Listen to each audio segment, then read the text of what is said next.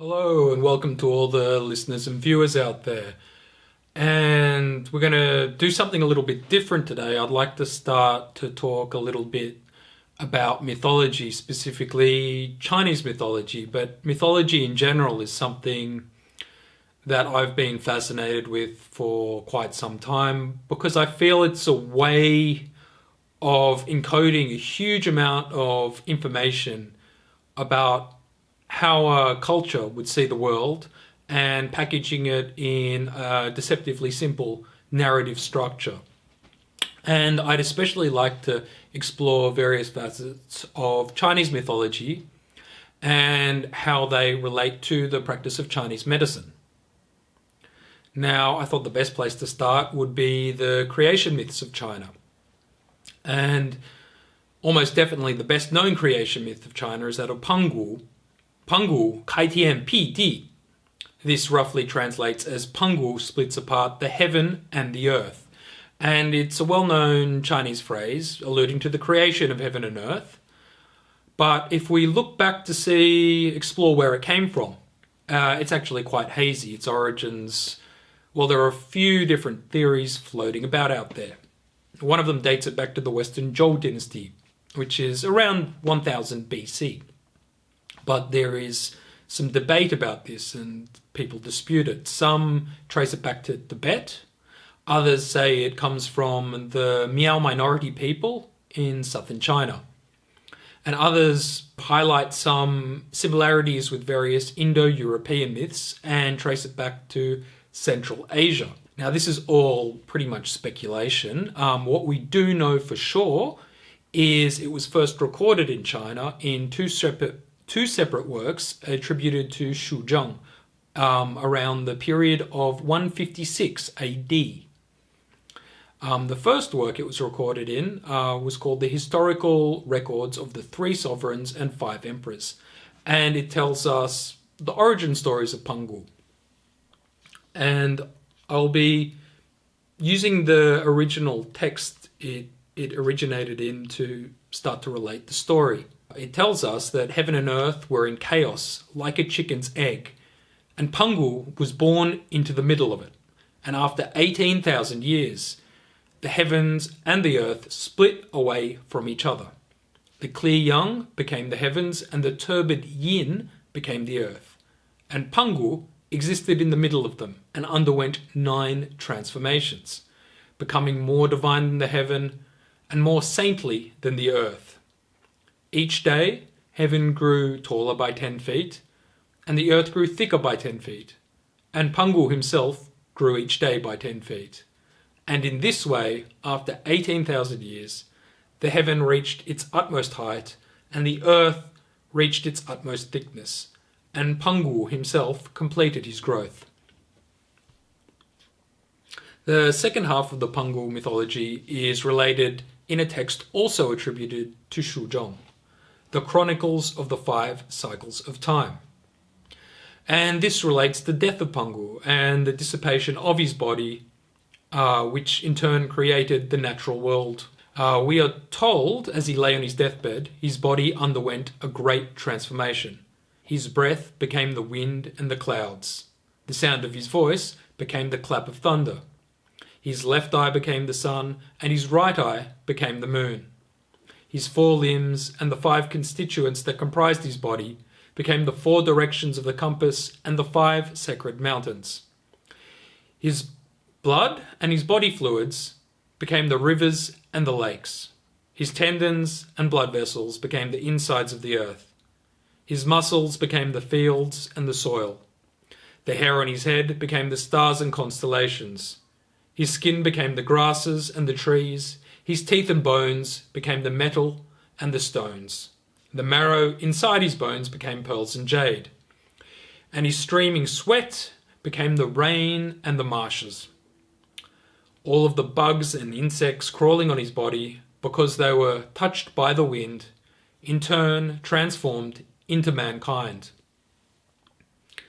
Now, many listening to this story may be familiar with it in some way or another, but I'd like to delve into a little bit more depth and start to uncover its inherent meanings and even highlight some ways it can increase our understanding of Chinese medicine.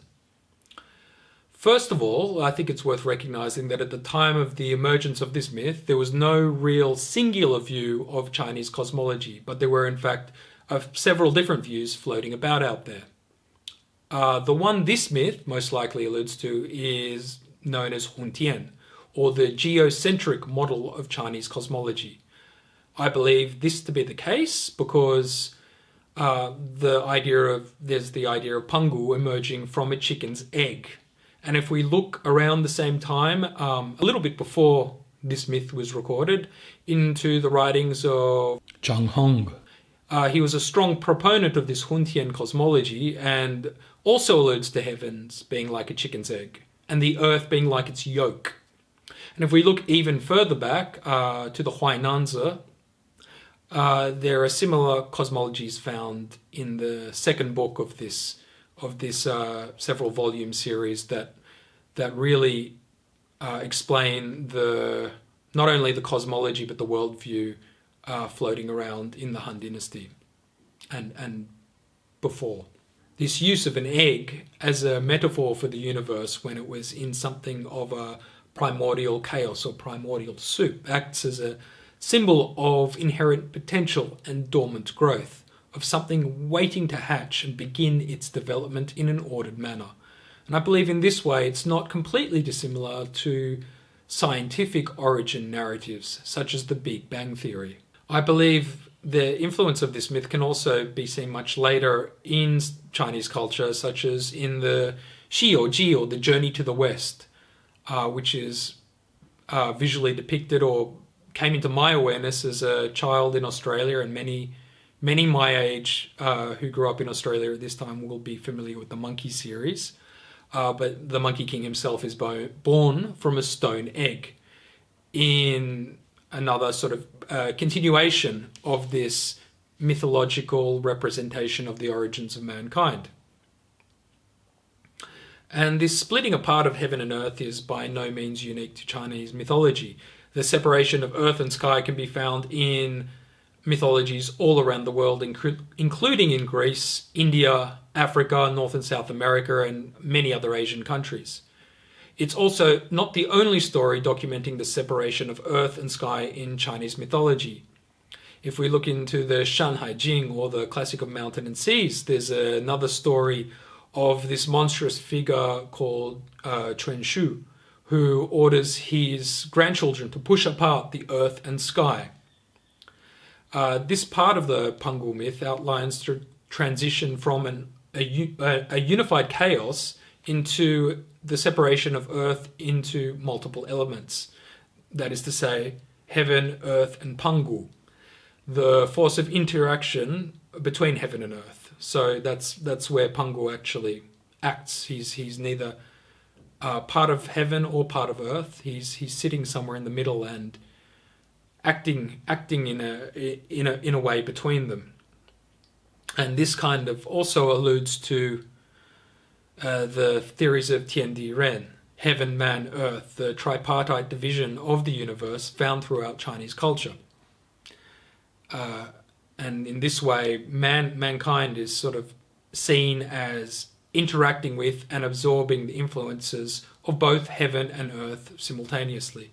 And the numerology in here is quite interesting as well. We have 18,000 years and then another 18,000 years equaling 36,000 years, which is ties into the number 360, which is something that's often used to indicate a complete cosmological cycle, not only in Chinese cosmology, but in the cosmology of many cultures in the earth.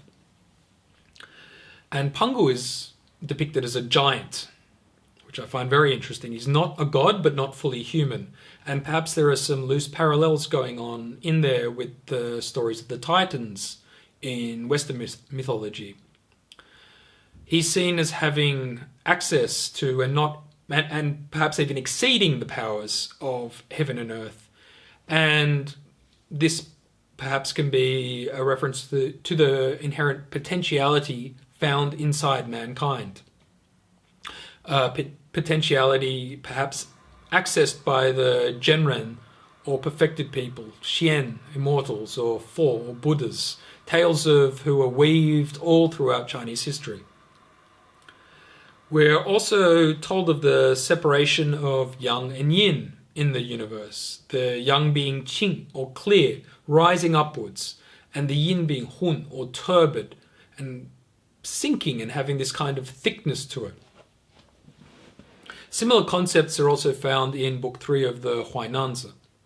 These concepts are also found frequently in Chinese medicine over and over again, not only in the fairly obvious ones of yin and yang, but also in the fluid and physiology and qi physiology of Chinese medicine, the separation of qi and fluids into yin and yang, heavy and light, that happens over and over again in Chinese medical theory, with the light rising up to the upper reaches of the body and the heavy sinking. And when this physiology falls out of balance, it's often the cause of illness and disease.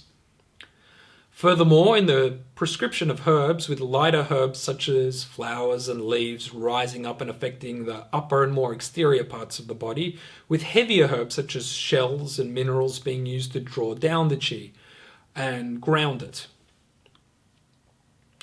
Now, if we move on to the second half of the Pangu mythology and his transformation into the natural world, it's also not something that's fully unique to China, with similar myths appearing throughout the world, such as the giant Ymir in Norse mythology, which is very, very similar, which as he dies, various parts of his body turn into various aspects of the natural world around us.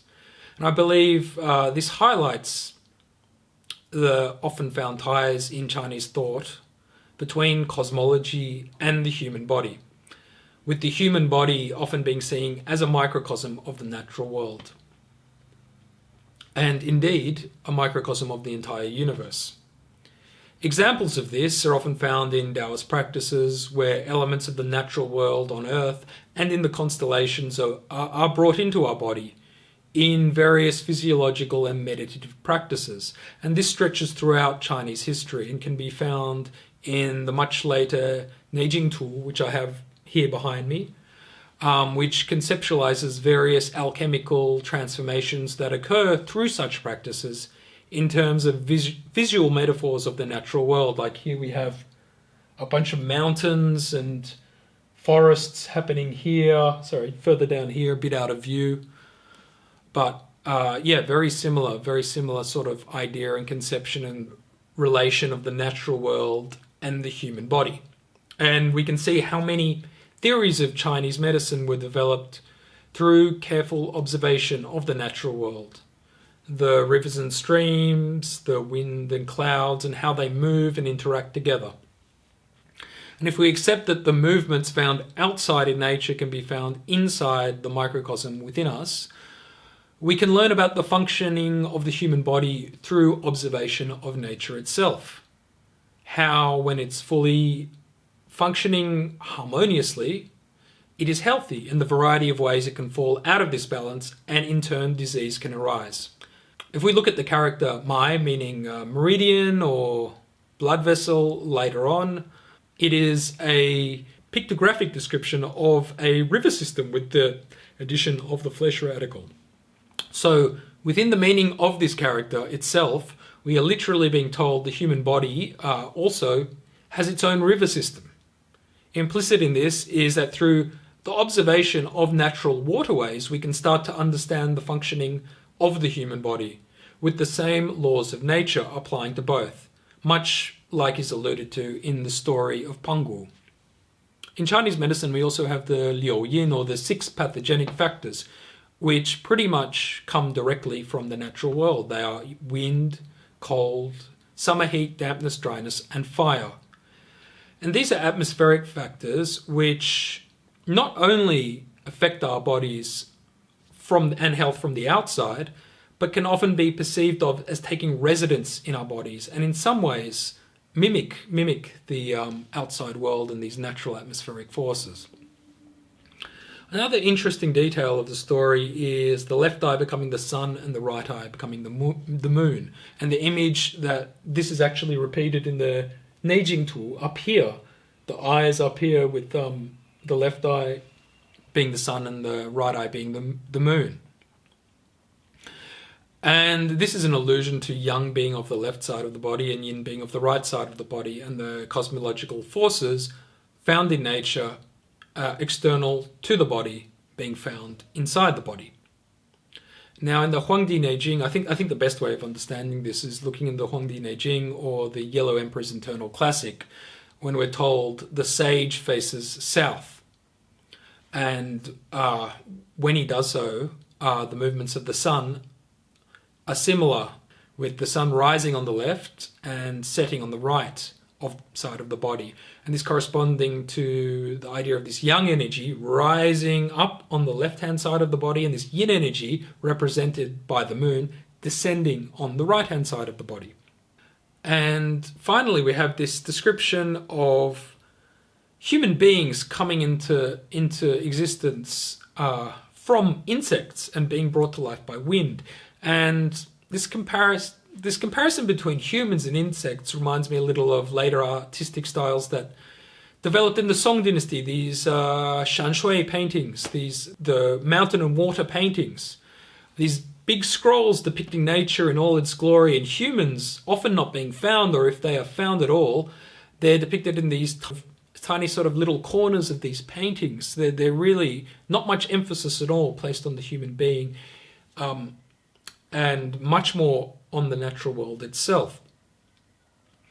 So the humans are actually depicted in this as quite insignificant as a part of the wider natural world and universe. And here too the story alludes also to the power of wind as it's conceived in early Chinese thought. In Chinese medicine, we often think of wind as something pathogenic, causing disease, but that's really only half the story as to how it was conceived of in early Chinese thought. In fact, if we look to the Shuo Wenjiezi, which is a very early Chinese dictionary, it's indicated that wind itself has a life-giving power. If we look into the character of wind, we can see it includes the character for insect or worm. And in the system of the 5 phases or 5 elements, the wind is linked to the energies of spring, which is where life begins after winter. Bugs and insects start to proliferate and perhaps are also conceived of as being brought to life by wind itself. To the ancient Chinese and many ancient people, wind was quite inspiring. There were wind gods being worshipped, and there existed many systems of divination based on wind. It being itself sort of a powerful but yet quite invisible force, something that couldn't be seen but could certainly be felt. So in this story of Pangu as well, we see how wind is directly related to the birth of mankind and starts to give us more of an indication of how wind was seen in traditional Chinese medical thought. And yeah, so we can start to see these are some ideas. We can start to look at mythology and see how within this Pangu mythology is buried quite an intricate philosophy of the world, and it can really start to enhance our understanding and practice of Chinese medicine, and especially the way human beings are seen as being something very much of the natural world rather than as something in opposition to the natural world. And this is something that's continued, I believe, throughout the history of Chinese thought. So these are a few ideas about the myth of Pangu. I hope they've been helpful, and in future I'm going to continue this series of mythology and maybe exploring some ideas that might be helpful to people out there in furthering their understanding, my understanding as well, of Chinese thought and Chinese medicine. If you enjoyed this video, please like and subscribe.